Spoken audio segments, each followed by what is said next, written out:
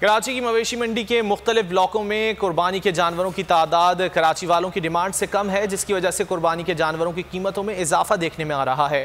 दिन के आगाज़ में शहरियों को मुनासिब कीमत में अपनी पसंद का जानवर खरीदने में मुश्किलात का सामना है। इसी हवाले से मज़ीद तफसीलात जान लेते हैं। सुपर हाईवे की मवेशी मंडी में मौजूद हैं बोल न्यूज़ के नुमाइंदे कामरान मिन्हास। कामरान, बताएगा खरीदारों का क्या कहना है और कितने फीसद जानवर अब मंडी में बाकी हैं?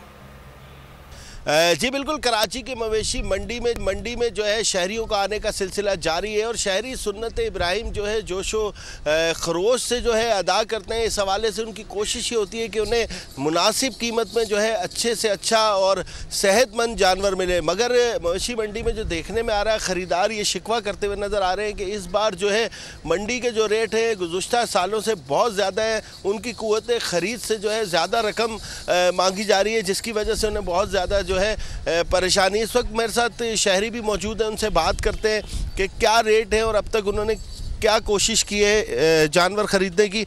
क्या बात हुई है, क्या रेट है, क्या कह रहे हैं व्यापारी? ऐसा है कि हम जो है तकरीबन रात के 2 बजे से मंडी आए हुए हैं और बहुत सारी जगहों पे विज़िट कर लिए हैं, लेकिन जो है ना मंडी इस मरतबा खासी महंगी है।